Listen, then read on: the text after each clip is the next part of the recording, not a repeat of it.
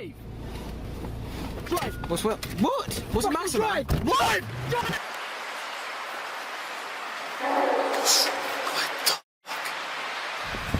Sounds like something's outside. They're walking about. Please leave.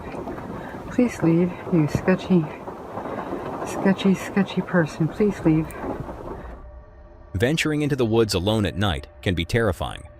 But what happens when you encounter someone, or something, you'd rather never meet? Like this first encounter from Josh. Josh is known for his adventurous spirit. He has made a name for himself by taking viewers off the beaten path with his unique travel experiences. On his channel, Josh the Intern, he focuses on the thrill of wild camping, hiking, and discovering hidden gems around the world. And in this particular video, Josh embarks on a hike through a remote mountain range in Georgia, where he sets out to find a mysterious structure he discovered on Google Earth. A structure deep in the wilderness, far from any known civilization. I'm a little nervous about today's hike, honestly. First, I would make my way up into the mountains, where the known trail would soon run out and I'd be forced to find my own way through the dense forest, until I could reach the strange structure I spotted on Google Earth. I had no idea if this was even possible, or that along the way I'd come across a dark discovery that would change everything. I've also got my stick of destiny and protection, because there's bears and snakes and wolves as well. Seems like a good place to cross. Warming up the old joints in the morning. This is when I'm gonna have to start keeping an eye out though for like brown bears. Just gotta make lots of noise. Ooh. Kind of sounds like a wolf actually. I might call a group of wolves to me if I keep doing that. I'd been hiking for hours, and thanks to the good quality trail, I'd managed to reach a very remote point of the mountain range. Getting steeper.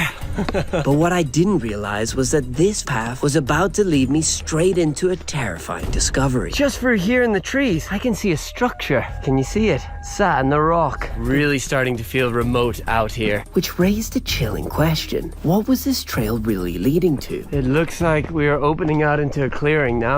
Oh my word, a horse. I hope it's just a horse and not a dog with it. Hiya, mate. I'll not bother you, don't worry. But unfortunately, he was joined by a dog. Dogs are by far the biggest danger to hikers in Georgia. Hey, stay back. There have been many incidents of hikers being mauled by dogs in remote areas. Ah, man. Hey, back. Yeah, I've been attacked by dogs before that seem friendly and then aren't. Mate, I don't know if you're friendly.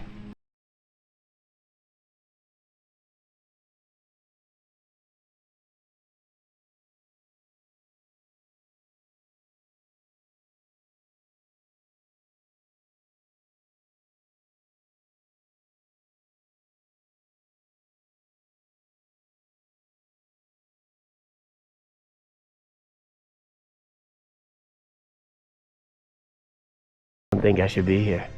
As Josh hikes through dense forests, crossing rivers, and climbing steep paths, the trail begins to grow increasingly remote. Along the way, he encounters various obstacles, thick brush, and challenging terrain. But then, as Josh continued his hike, things took an unexpected turn.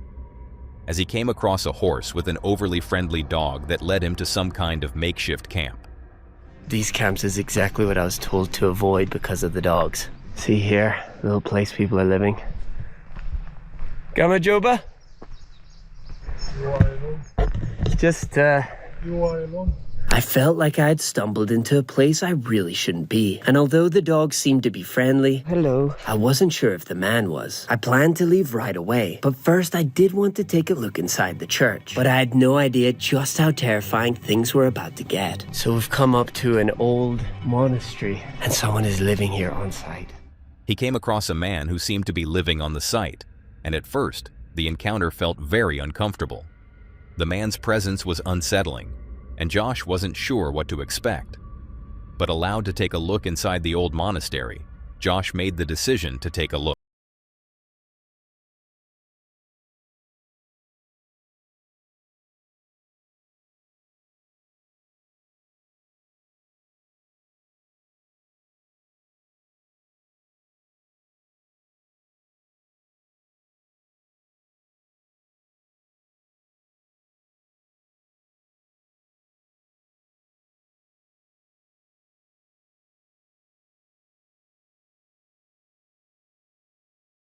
Isolated out here in the middle of nowhere, miles away from anyone who could help. I needed to get out of here fast, but as I made my way to leave, the man suddenly reappeared. So I tried to act calm and make some conversation. How old is the church?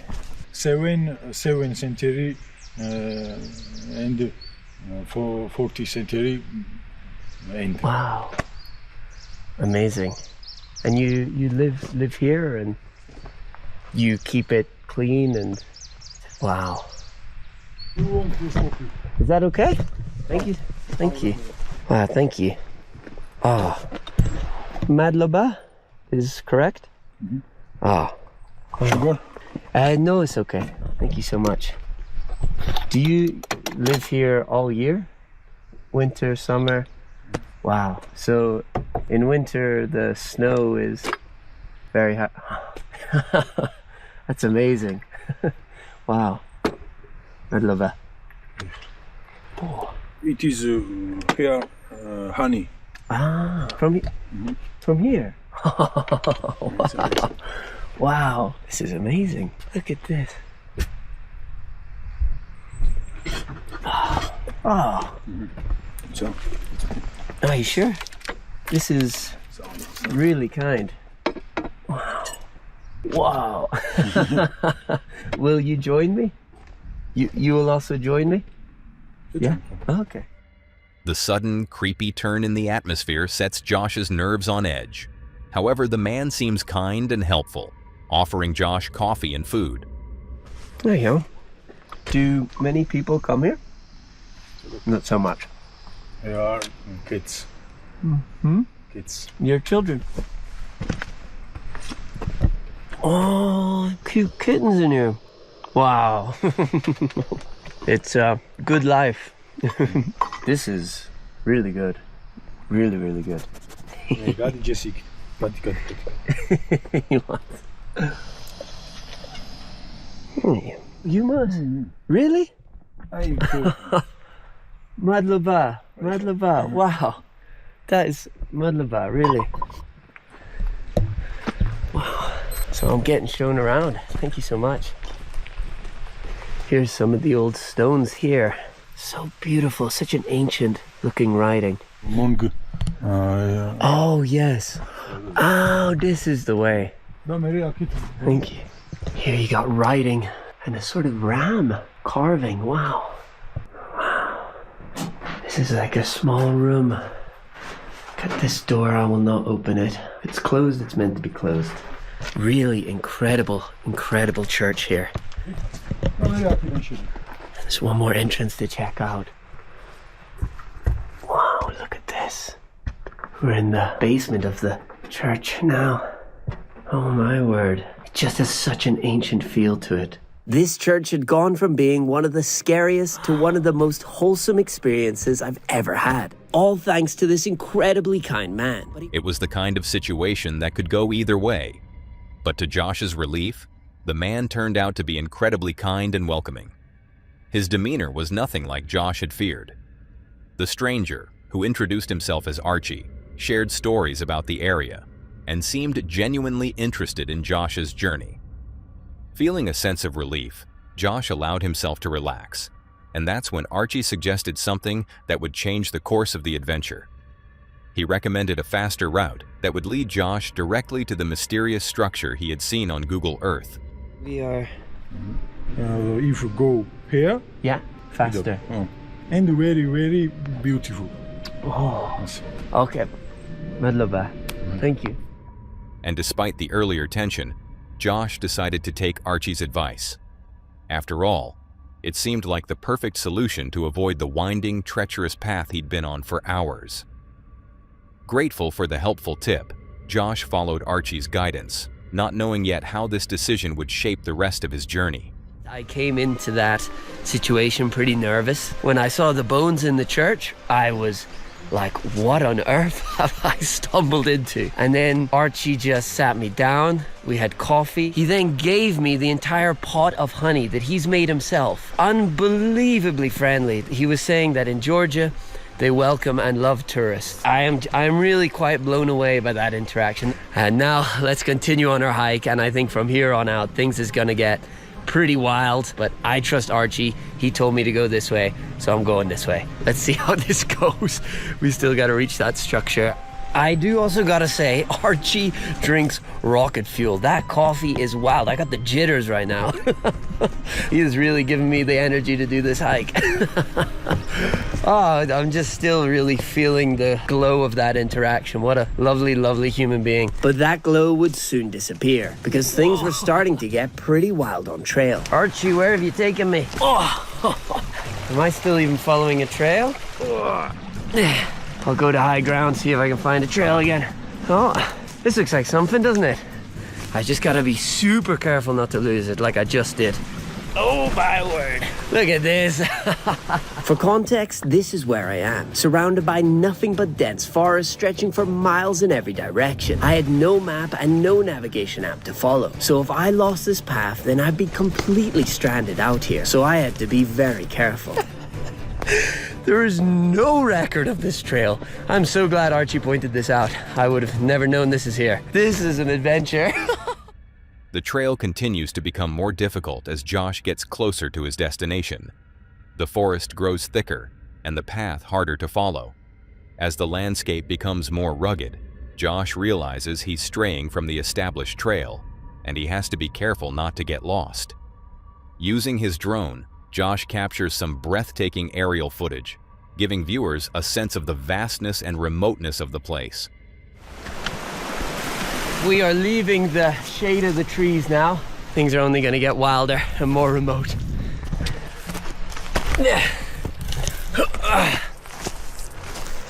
I think I might be able to see the structure. It's cool to get visuals on it for the first time. Definitely man-made. Oh my goodness, this is beautiful. I've just come into such a lush area now. Look at those leaves, they're humongous. Let's cross this river. Boom, river crossing pro at this stage. I was finally closing in on the mysterious structure I'd spotted on Google Earth, but I had no idea just how brutal things were about to get. It's a beautiful forest I'm in. Also a perfect area for bears, hence why I'm vlogging and vlogging quite loudly. Don't want any collaborations with a bear in this video. Yo! Seem to have lost the trail a bit. I'll go this way though. This is sort of the way to the mountain, I think. Not really sure at this point. Whew, trail's starting to get pretty steep. At the top of the mountain is that structure. I just hope I'm actually going up the right mountain. I don't really know now. This overgrown trail isn't ideal for avoiding snakes. I am not sure if I'm going the right way or if this is even leading me up the right mountain. So I'm gonna get the drone up, hopefully see where the structure is and see if this is even taking me there. I think I can see it. I think I can see the structure. Yeah, I seem to be going the right way. And look at the valley it is found in. We are really out here in the middle of nowhere. So with that bit of scouting, it's clear that we're definitely on the right mountain. Oh, getting steeper and steeper. Don't know if this can really be counted as a trail anymore. Right, how am I doing this? This is overgrown. Don't think, whoa, this is a very visited place. Eaten a few spiders and flies along the way. As Josh neared the structure, the excitement within him grew. This was what he had been working towards, the reward after hours of hiking through dense forests and rough terrain. But as the excitement pulsed through him, a sobering realization began to set in. He was truly in the middle of nowhere, far from any sign of civilization. His phone had no signal, and he hadn't seen anyone else for miles. The trail felt more like a mere suggestion now, the path becoming more overgrown the further he went. For the first time on this journey, Josh felt a flicker of doubt. Sure, he had made it this far, but if something went wrong, help was far beyond his reach. The thought of being alone in a place so wild and unforgiving made his heart race, but he quickly pushed the thought aside. This was the adventure he had come for, after all. I don't know if this is possible anymore. Right on the edge of having to turn back. Like, look at this. This is really wild. Stung. The ratio of nettles to not nettles has gone up significantly. my goodness, where do I go? I think I'm a little stuck, to be honest. Okay. Whew. Yup. Very, very close to turning back. Just steep mountainside climbing. Almost turned back. Maybe I should have. Completely in the middle of nowhere. I gotta be really careful of the wildlife. Bear territory. They love forested mountains, so this is where they be. Gotta almost be there. Oh my goodness. Oh, I can see it. Whoa. I am just below it now. Oh, you can barely see it through the trees up ahead, but that is the tower I gotta get to. I'm almost there. Wow, there she is. It is sketchy rock. It is sat right on. Oh my goodness, this was brutal to get to. Just sat in the heart of a mountain range. What on earth? It's obviously a massive stone tower, most likely the remnants of a fortified watch post or maybe a castle. Oh my goodness. Oh my word. This has been one of the toughest hikes of my life. We've just been going through this for miles and miles and miles and miles. But I'm so happy to be here. I'm gonna pop down the bag, see if I can safely get around it. Oh, shaking a little bit, shaking. Oh my goodness. I gotta be real careful here. Big drop below me. There's no way I can walk around this. I do not want to fall down here. Literally a sheer drop. It is sat on such a sheer rock that there's nowhere I can go to climb up to it safely, and I'm so remote I'm taking zero chances. So I'm gonna get the drone up and we can explore it via the drone. It'll also give you context for how remote we are right now. Oh, it's a huge structure. Must be a massive castle.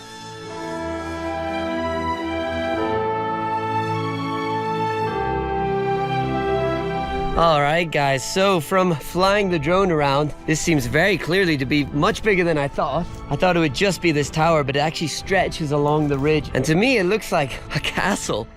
After hours of grueling hiking, Josh finally stands before the mysterious structure.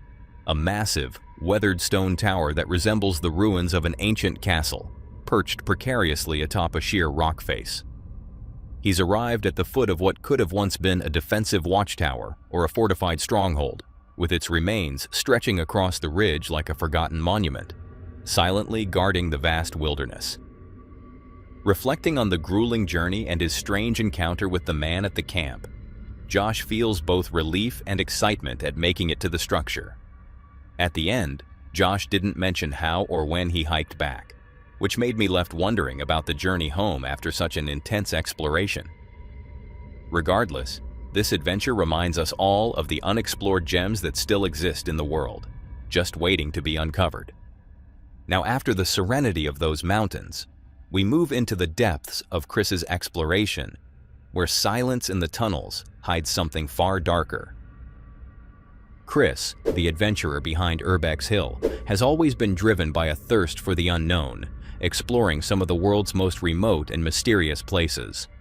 But when he stumbled upon a series of tunnels hidden deep in the forest, he knew he was about to embark on one of the most dangerous and eerie explorations of his life. What began as a simple curiosity soon turned into an unsettling journey, where the line between reality and the unexplainable began to blur. This is my first time doing something like this.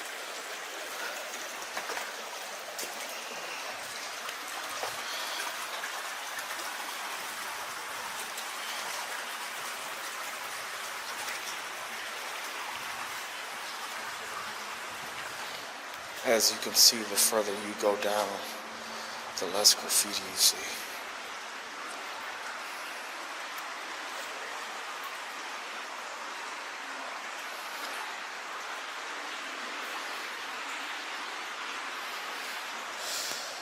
Alright, let's go.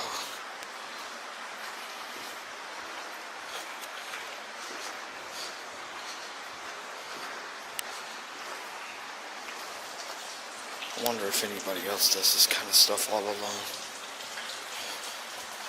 I might have to check YouTube after this, just to see.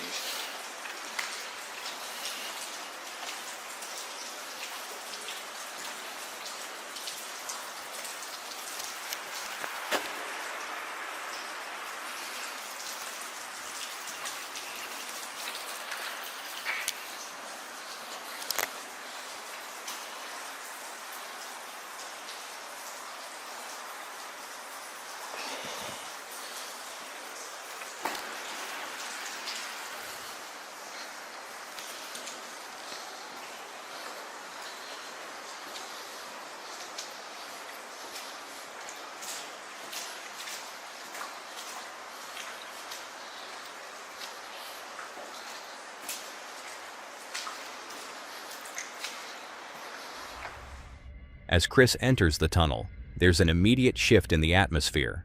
The silence is heavy, the air cool and damp. It's oddly quiet, and as he ventures deeper, the feeling of being watched intensifies. Each step into the darkness feels more like a step into the unknown. At first, he chalks it up to the natural unease of exploring such an isolated place, but as he continues, something about this tunnel feels off in a way he can't quite shake.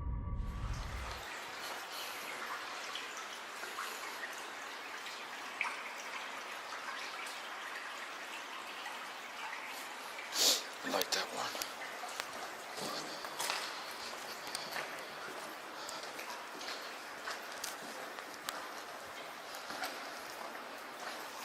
I can see a light at the end of the tunnel.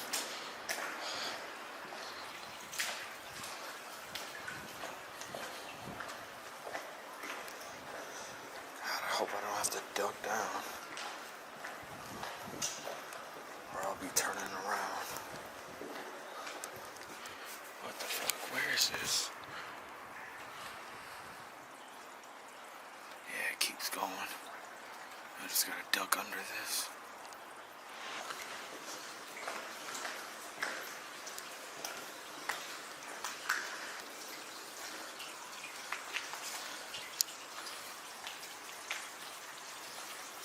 It's very steamy right here.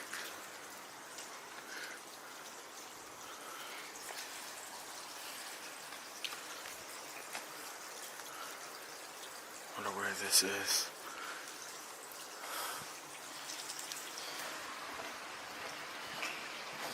It's getting darker now.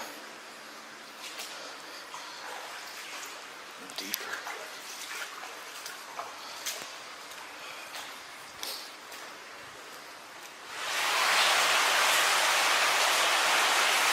It's getting way too deep.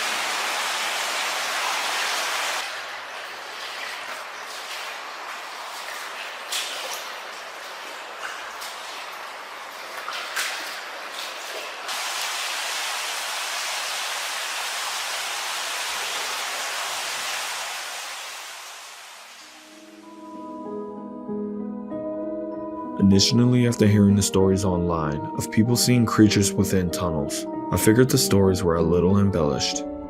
But Chris's assumption that those creatures were just fabricated legends and exaggerated stories would soon be shattered, as reality proved to be far more unsettling than he ever imagined.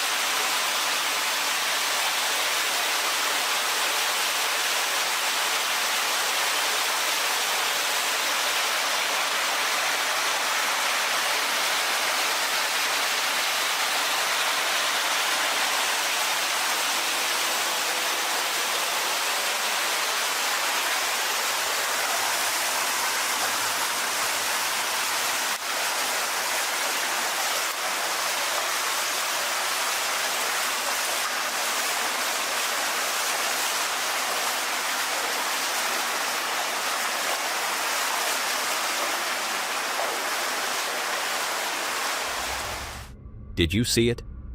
In the distance, two figures materialize, faint, fleeting, and impossible to fully make out. They move too quickly to confirm whether it's a figment of his imagination or something much more sinister. His heart raced as the sensation of being watched turned into the certainty that something or someone was just watching him from the darkness. And the fact that they were gone as he looked around the corner made it only more uncomfortable. Still unsure whether what he had seen was just his imagination playing tricks on him, Chris pressed on, cautiously moving deeper into the darkness. What he didn't realize, however, was that he had actually captured the eerie creatures on camera, an undeniable piece of evidence he hadn't even known he had.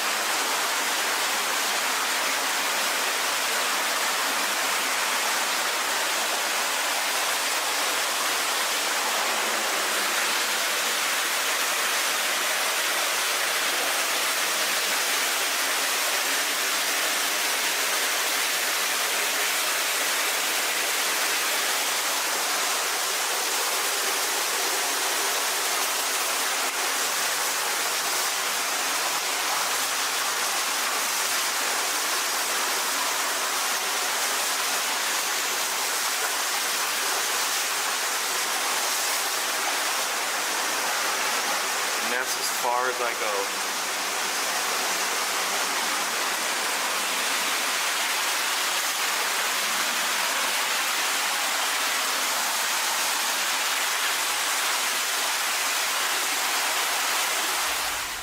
For over half an hour, Chris continued to venture deeper into the tunnel system, the unsettling silence surrounding him as he encountered nothing further. That was, until he reached a splitting in the tunnels, where the sound of rushing water grew louder. The water was flowing faster here, and the ground had become more slippery, making every step feel more precarious. Realizing he'd come to a point where it might be wiser to turn back, Chris decided to retrace his steps, heading back toward the path he had originally come from. But the strange things weren't over yet. Sorry, y'all. It's so loud. I can't even really talk to y'all.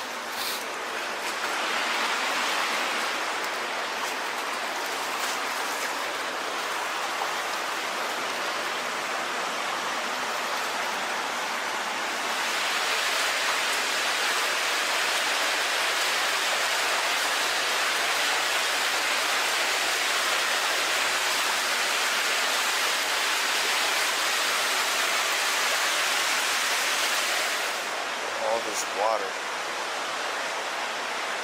It just gets deeper and deeper.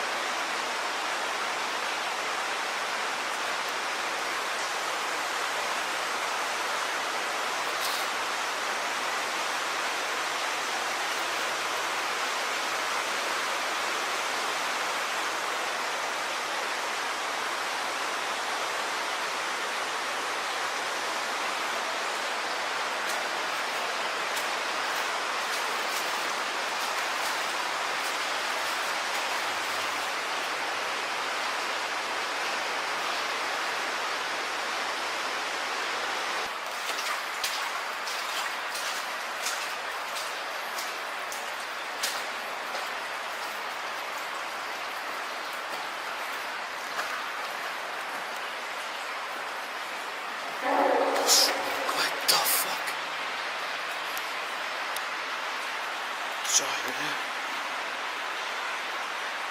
Sounded like somebody screamed.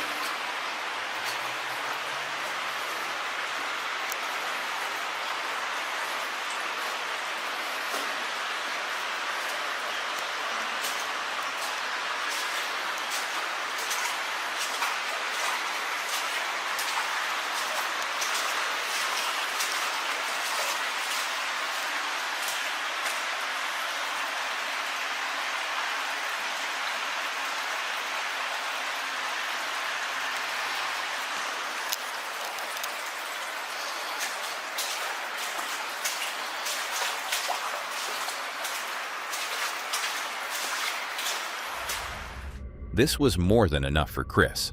The only thing on his mind at that moment was getting out of those tunnels, but he still had a long way to go.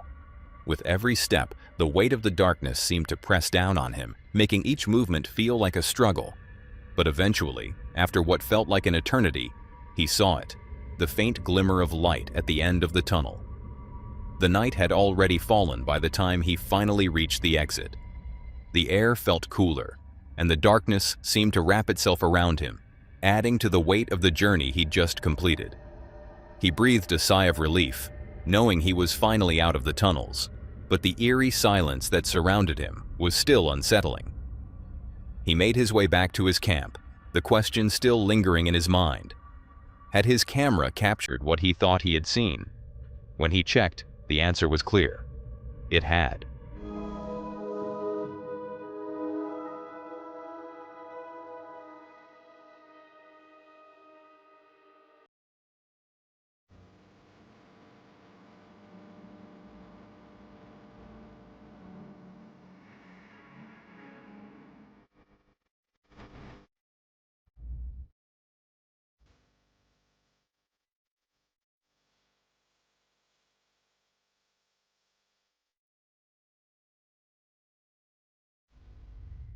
The footage confirmed it, but what those creatures were, and whether they were connected to the sound he had heard, remained a mystery. Chris doesn't have the answers, but one thing is for sure. He's never planning to go so deep into any tunnel system again. What do you think? Let me know your thoughts in the comments below. Chris ventured deep into darkness. But the next story takes us into a more everyday life nightmare. A chilling discovery at a homeless camp in the woods. It all begins with a single 911 call on a cold December morning. A frantic man, voice trembling with distress, reports that his best friend is dead. A lone officer is dispatched to the scene, a remote area deep inside Lake Jackson Forest. What the officer doesn't know yet is that this isn't just another body to investigate. He's about to uncover the aftermath of a violent act, one that's far more chilling than he could have imagined. The perpetrator isn't just long gone, he's still hiding somewhere in the woods, waiting to be found. 389, I'm 1012 with him. Just give me a minute. I'm 1012 with two. I'm heading down to take a look. 361, if you want to come down, and 56 with EMS in the back. I'm headed down to the scene. We're going to go back that way, about 50 yards. Okay. 50 yards.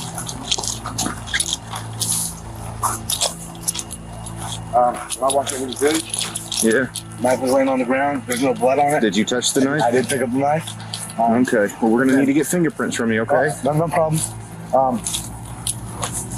I walked by the tarp, and you couldn't see James. Okay. And then Alan walked by the tarp and goes, "What's that?" And he picked the tarp up with his sticky gun in his hand, and James was laying there face down, and I dropped the knife and we left. Okay. All right. Well, we're going to need to get a very detailed statement from you, okay? Yes, sir. Just because... I understand. Well, the thing is, I'm not accusing you of anything, but you have to be ruled out. You see what I'm saying? 100%. Wrapped in a tarp, the body of James Layden Decker is revealed, naked, sprawled in a pool of his own blood, his skin marred with deep cuts and bruises. The severity of the situation hits Officer Azur immediately. With no time to waste, he quickly tells Jamie to head back while he continues his investigation. But as he surveys the area, the quiet is broken by unsettling noises echoing from the woods, leaving him on high alert. Whatever happened here might not be over yet.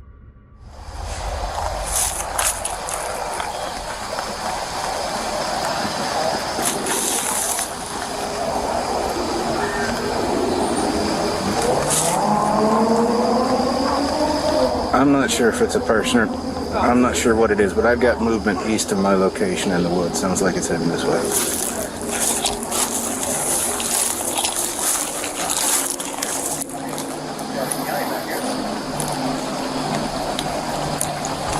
Hey, LT. Luckily, backup arrives just in time, but that's also when investigators begin uncovering more disturbing details. All right, we've got knife right here, body here, tents, whole camp spread up back here. We've also got one outstanding. the hell are you talking about? There's 2 people who live in this camp, And one's not here? and one's outstanding at the moment. Did you find the knife? Yeah. I got a knife right here. No blood on it, Well, there's something right there, but hey, did you still got those 2 guys 10-12 up front? Yeah, they're standing there waiting for us. Good, because one that led me back touched the knife, so we need to get his prints and a statement off him. The other one touched the tarp. They found out what was going on and they took off. I checked the camp and he's the only one back here. Well, I got the name of the person that he was arguing with at 5 or 6 o'clock. Yeah, so, and I've got what looks like maybe his clothes right over there. So he's naked and there's some clothes right there on the fire. It looks like, I mean, he was moved post-mortem. You can tell by the way he was dressed. Oh, he's got his fucking leaf in his ass crack. Yeah. That's hollow down below, you see that? Yeah. That's crazy. Almost looks like they're carving Odin. Missing the one eye. You see that? Fucking nuts. Artistic. Smell gas. Smell gas? Oh, they had to cut that with a chainsaw, right? And it looks like... You smell gas right here. Yeah. A nearby makeshift homeless camp is discovered, filled with personal items, a knife, and bloodstains, suggesting that the victim was not only killed, but brutally tortured. As officers continue their investigation, it becomes clear that this crime is far more sinister than it initially appeared. Witnesses soon named Dusty McDonald. His name becomes central to the case, as it's revealed that he had been threatening people on the camp with a machete while searching for James, the victim. So, with that information, Dusty is located. I don't know if that's him, but there's somebody. Sheriff Office, put a knife down, man. Come on out. Come on out. Come on out. I don't have anything in my Okay, hands. come on. Please, I don't Come on. have anything in my hands. Come on out. I'm right here, sir. Come on out. Dude, I'm right here. Dusty, Okay. Dude, yeah. turn around, put your hands behind your back. Dude, the man just tried to light me on fire, dude. Y'all know what happened down there. That man tried to light me on fire, man. It's all on surveillance, dude. Listen, Dusty, you try to do things stupid, the dog's gonna bite you, you understand? I'm not even armed, dude. Look at there. I'm not armed at all, sir. Sir, man just left my house and man tried to murder me down there and light me on fire. You know I'm an owl, right? You're what? You know I'm an owl, right? Okay. You know what that means, right? Yes, sir, I do. Okay, thank you. Golly. Thank you. This has been a really hard day. Sir, I waved all right there a long time ago. You know, I still have a great sense of innocence within me, if it ain't obvious to you this time. I was rushing, and then he throws that gasoline on me, because you saw how I was rolled up and down there. Dude, I thought I was just doing it for the other. You know what I mean? Because that was my intention. Everybody knows this. I then managed to hit that Neo UI and come out like that. I don't know how I do it sometimes. You know what I mean? Yeah. I mean, when I'm just experimenting in the house with blades, like before back when I took the butcher knife and threw it in curved like that. I mean, shit, I don't know how I do it, sir. I just know with my beautiful mind that it's a three-way. Yeah. You know, it's the photographic, the audiogenic intake, and then the loving-genic. Yeah. You know, I if y'all don't ever think I'm so amazed that I'm just like a god. In the interrogation room, Dusty's behavior becomes increasingly erratic and troubling. He makes bizarre statements, claiming that James tried to set him on fire, a claim that seems to hold no real connection to the events being investigated.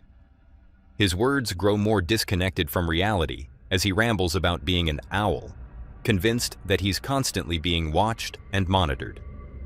His paranoia and delusions are evident, suggesting a spiraling mental state. While his behavior raises serious concerns, investigators remain focused on the task at hand. Will I be able to go home? I'm going to figure that out. Yeah, because am I going to jail or we're going down to dance? We're going to have to figure that kind of out because you know how this thing kind of goes from here. I guess. I'm going to come talk to you about it. Just look at it. Despite Dusty's erratic responses, they begin piecing together the evidence, connecting him to the crime. With his unsettling statements, violent history, and the mounting witness testimonies, it becomes clear that Dusty McDonald is the prime suspect in the brutal murder of James. Forensic evidence confirms the worst. James had suffered severe trauma, including multiple injuries, including several broken teeth, broken ribs, and bruising. The discovery of gasoline in his system suggests that this was a premeditated, cruel act. With Dusty McDonald officially charged with first-degree murder, the investigation takes a chilling turn. The woods may be quiet now, but for those who were there, the memory of what happened in Lake Jackson Forest will never fade. A hidden camp, a deadly confrontation, and a suspect who seemed to live just out of reach. Now, from the woods where a hidden crime played out, we move into the next encounter, where a woman's peace is shattered by a stranger's unsettling presence. Lisa is a woman who's faced more than her fair share of hardship. After years of personal trauma and struggle, she rebuilt her life and eventually became a life coach, embracing van life and sharing her travels on her YouTube channel, Asleep 5 Decades. Her videos often capture the quiet, simple reality of living alone on the road.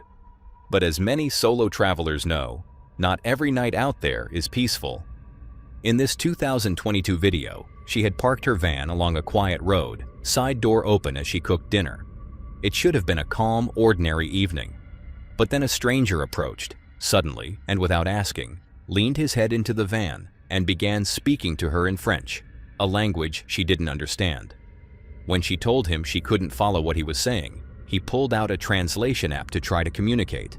Instead of easing the tension, it only made her more uneasy. She gave clear signals that she didn't want to talk, but he didn't take the hint. After a few minutes, Lisa reached her limit. She slammed the door in his face and pulled the curtain closed, making it obvious that she wanted no further contact. That should have been the end of it, but it wasn't.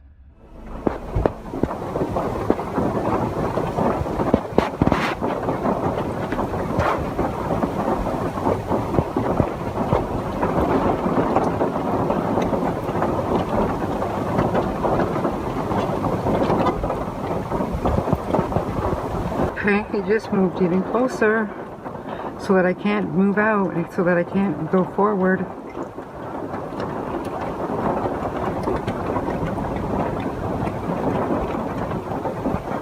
Please leave. Please leave, you sketchy person. Please leave.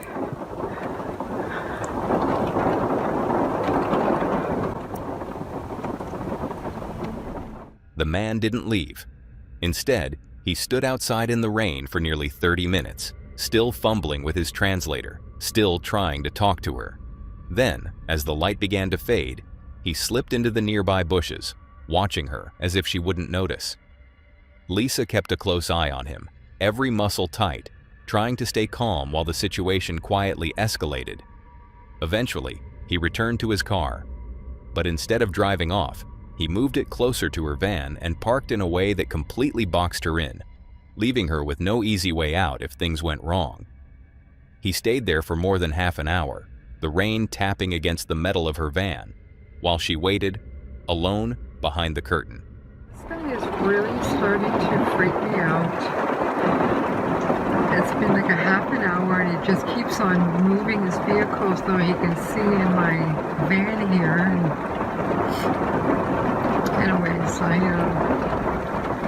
it's 7 o'clock, 7 p.m. It's raining pretty hard and he is just such a creepy person, and I didn't trust him when he was trying to talk to me earlier. And he's just staring me down, and I'm afraid to go up the front there, but I still have this set up right there, you know, the umbrella. See?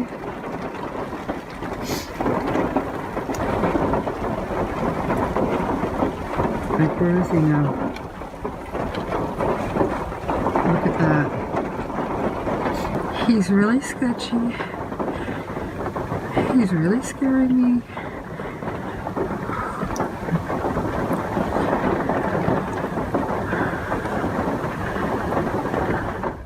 Just as night began to fall, an RV carrying a family pulled in and parked right beside her. Their presence was enough to make her feel safer, so she decided to stay the night, keeping her eyes on the man's car the entire time. And not long after the family arrived, the man finally left. But even then, it wasn't over. Hours later, well into the night, he returned, this time just to see if she was still there. When he saw the RV still parked next to her van, he eventually drove away for good. The next morning, Lisa packed up and left, shaken and determined never to return to that spot again. It's chilling to think how cornered she was that night. A stranger had deliberately blocked her in, lingered for hours, and even came back later to check on her. Thankfully, nothing happened in the end, but it could have gone differently. Encounters like this are a stark reminder that real danger doesn't always announce itself with noise or violence. Sometimes it waits quietly outside your door. What's surprising is that she never called the police. But maybe in that moment, she was too focused on just getting through the encounter safely. Now, Lisa's night of being stalked leads us into the eerie unknown of the Bennington-Watton Road, where an eerie journey turns into a frightening maze with no way out. On December 17, 2008, 4 17-year-old boys from Stevenage, Hertfordshire vanished during what was supposed to be a simple late-night drive. The next morning, their car was discovered at an abandoned farm, 10 miles from their hometown. At least, that farm was thought to be abandoned. But when investigators searched the property, they found clear signs of recent habitation. What they also found was a small handheld camera belonging to one of the boys. With the consent of their families, the unedited footage was eventually released in the hope that someone might help uncover what really happened that night. I don't know why the f we're doing this. Me and Ollie have got work at 8 in the morning, but we're driving about in his car because we're absolute twats. Does that light make a difference? Have you seen it on What the Week? Famous last words. Stingrays love foreplay. The video begins quietly. 4 teenagers heading out from Stevenage, driving into the rural edges of Hertfordshire. It's dark. The rain slicks the roads. Everything seems fun and adventurous until they reach a narrow tunnel marked with a single rusted sign. Oh, this is a dead end. Oh no! Oh, my coat spilled. Oh, my lap. Oh, it's cold.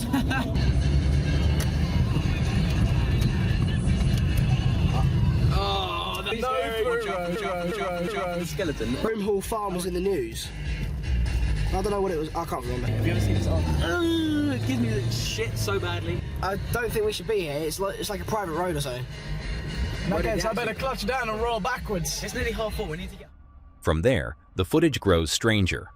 The road bends sharply, the trees close in, and when they emerge on the other side, they pass a street sign, Bennington-Watton. At first, there's nothing unusual about it, but when the same sign appears again, and then again, the mood in the car shifts from nervous laughter to quiet, creeping panic. We pulled over because we know where we are, and we've been driving down this road for about a fucking hour now. James's GPS on his phone has stopped working. It's rambling like fuck. Does it even say what time it is? My phone's just... I'm scared because there are no lights in any direction. Thank you. Anyway. That was so advertisement, like... Stella! Hello. Ollie, plans. What do we do? I don't know. I'm scared because it's down to me because I'm driving the car. Also, holding the camera to your face makes you extremely uncomfortable. Oh, yes it does. I get to film Ollie doing a wee-wee. It's right out. Is it really? Yeah, it was way out. I can't fit it. My balls! A rabbit! I caught a rabbit! It's like perfectly preserved as well. It's really weird. My turn. I'm just gonna have a look up the road. Take the camera. I'm just gonna see if I can see the lights of street. Let me get back in. No idea.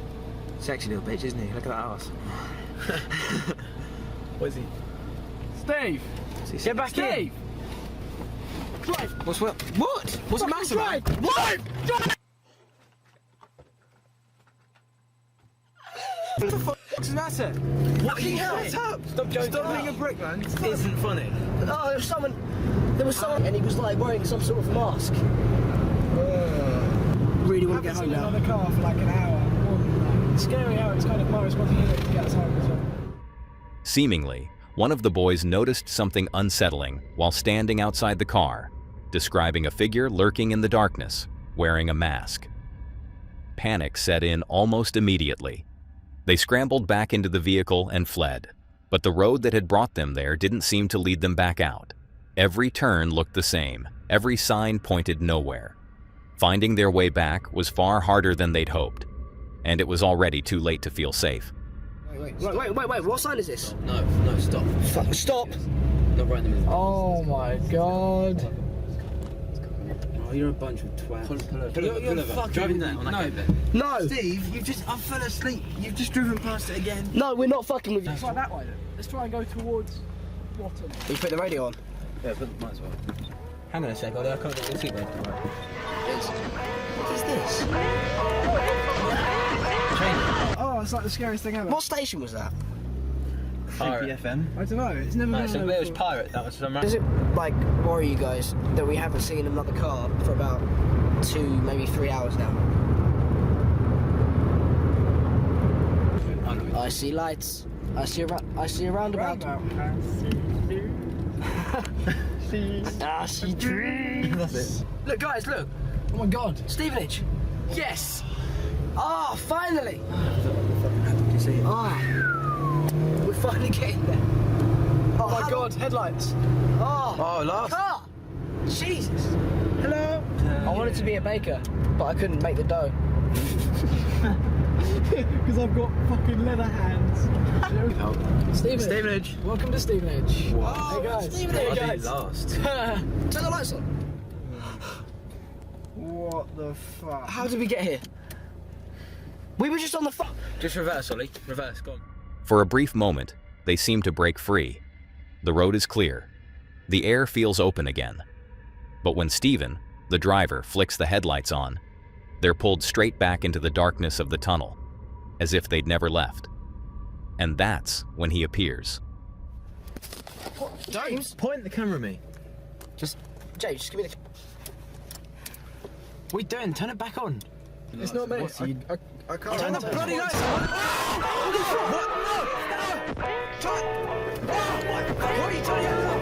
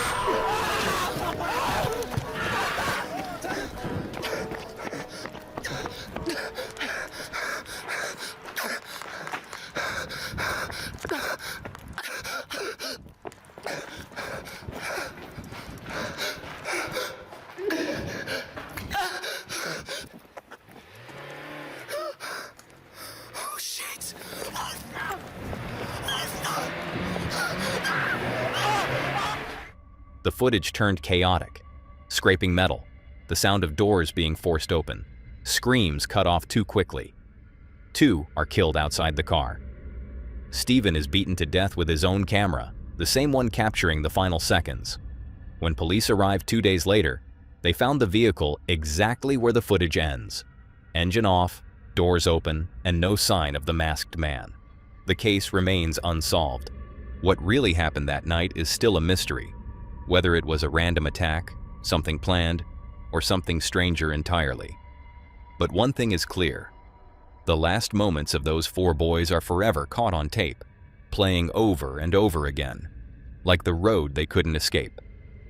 Now, last but not least, the terror of that unexplainable road leads us to a quiet hill, where the calm of nature hides something that quietly stalks the night. Kev is someone who lives for the quiet of the outdoors. His channel is all about camping, stealth camping in abandoned spots, wild camping in forests, setting up a tent where few others ever go. Most of his trips are calm, uneventful, and peaceful. But in this particular video, something about the night felt wrong from the very beginning. He had chosen to spend the night on a hill said to be haunted, a place with its fair share of eerie stories. And like always, his dog Cal was by his side. Hey guys, well, welcome back to Kev's Outdoor Adventures. Today, We're at Mardale in Penrith. I've got Chow with us. There's a car up there. So we've just parked there. We're going ahead up Haunted Hill. We've been here before, last year. I didn't get a video of it. So this time, I'm going to do a video and let you see the area where we are. Up this side, Chow. Here, up here. Chow. Wants to wander off. There it is, guys. The hike up the hill was steady, and for a while, everything felt normal. The wind moved through the grass. The air had that cool stillness that usually promises a good night outdoors. When Kev found a small clearing, he set up camp, unpacking his gear and pitching the tent as the last light of the day started to fade. Hey guys, I'll show you our setup for tonight. Got myself a new sleeping bag today. This free season, I've got a new air mat. Still got the old tinfoil mat. It was a peaceful spot, quiet, open, and almost too calm. Kev made himself a couple of burgers, ate with Cow at his side, and got ready to settle in for the night.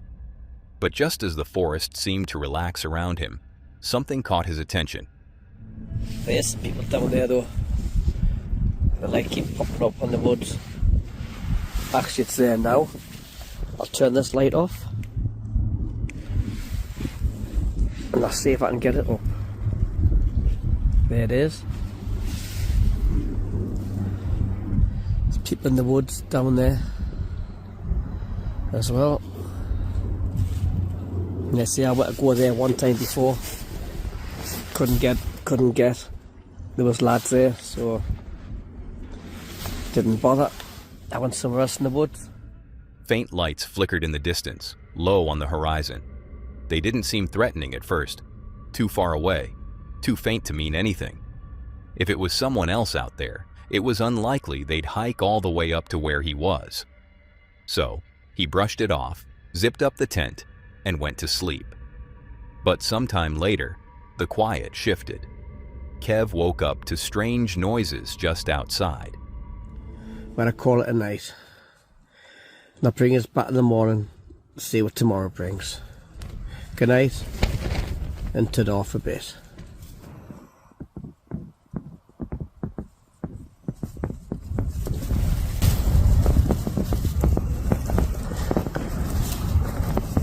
Sounds like something's outside. They're walking about. I know it's windy, but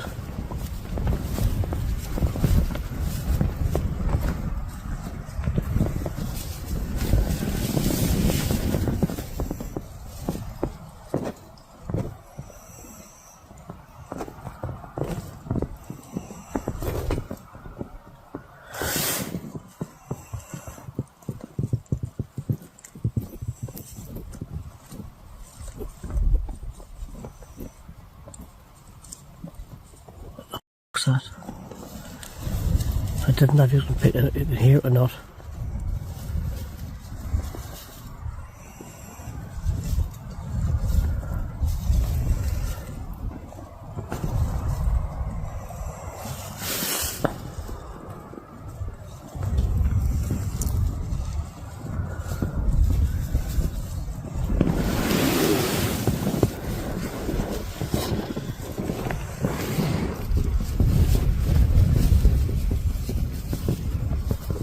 Right guys, I'm going to turn this light off. At first, he thought it could have been the wind, but the longer he listened, the clearer it became that this wasn't random. The sounds moved in a steady rhythm, slow and deliberate, circling the tent like careful steps on grass. He stayed still, listening closely. If it was an animal, stepping outside could be risky, but if it wasn't, that was somehow worse. The night stretched on, and those faint steps never revealed who or what was making them. Whether it was just the wind playing tricks or something else entirely, the hill's reputation suddenly felt a lot heavier. And maybe that's the real danger of places like this. It doesn't take much for the quiet to turn into something unsettling. What do you think? Was it just the breeze in the grass, or something out there in the dark? Now that was all for today, folks. If you enjoyed these horrifying clips, click to see more on the video on screen.